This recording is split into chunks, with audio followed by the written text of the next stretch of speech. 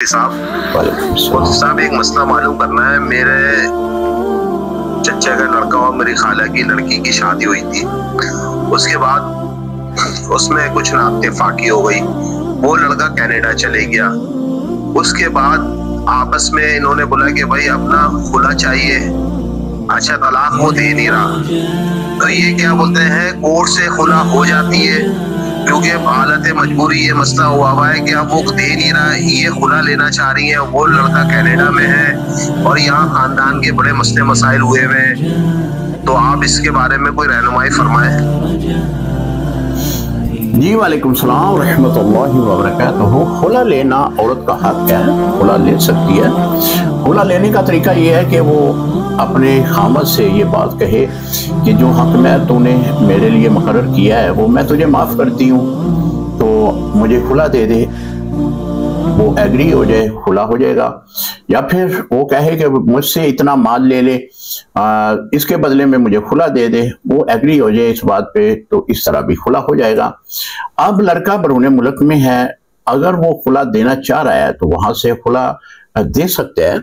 اگر وہ بالکل ہی رضامند نہیں ہے کہ خلا دینے کو تو کسی ادارے میں کسی عدالت میں جا کر وہ خلا کے بارے میں اپنی اپیل کرتی ہے تو اس میں خامد کو خلا دینے کا اختیار ہے. اگر خامد خلا نہیں دیتا تو اس صورت میں خلا نہیں ہوگا.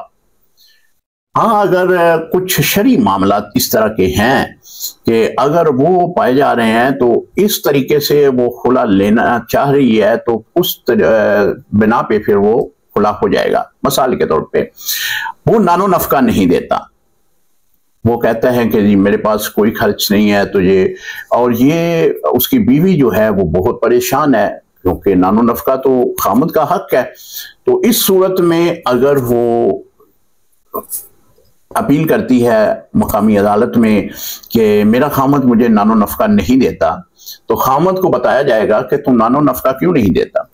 تو وہ اگر کہہ دے کہ میں نان و نفقہ اب دیتا ہوں تو پھر خلا نہیں ہوگا. اگر وہ کہے کہ میں نہیں دے سکتا تو اس بنا پہ وہ ڈگری مل جائے تو فقہا نے لکھا ہے کہ خلا تصور ہوگا. اسی طرح وہ ازدواجی زندگی مکمل نہیں کر سکتا. ہمارے دارالفتاء میں کئی بار اس طرح کے مسائل آئے ہیں کہ لڑکی کی شادی کر دی گئی ہے لیکن اس کا شوہر ازدواجی زندگی قائم نہیں کر پاتا. اب وہ طلاق بھی نہیں دیتا, وہ کہتا ہے کہ میں نے نہیں طلاق دینی. تو اس صورت میں وہ پریشان ہوتے ہیں کہ پھر کیا کیا جائے. تو اس کی جو ہمارے فقہاء ہیں انہوں نے راہ نکالی ہے کہ وہ عدالت میں جائے اور یہ شرعی عذر ہے, یہ پیش کرے کہ میرا نکاح جس لڑکے سے ہوا ہے وہ ازدواجی زندگی یعنی وہ جو مردانہ حیثیت ہے اس کے اندر مشروط نہیں ہے.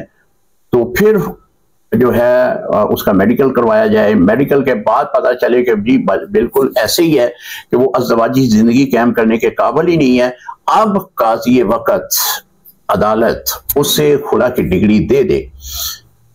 اتنی تحقیق کرنے کے بعد تو فقہا نے لکھا ہے کہ خلا ہو جائے گا. لیکن ہمارے ہاں کیا ہوتا ہے کہ عورت جو ہے وہ خلا کی ڈگری لینے کے لیے عدالت میں چلے جاتی ہے اور عدالت کی طرف سے نامعلوم پتے پر اسے نوٹس بھیجے جاتے ہیں.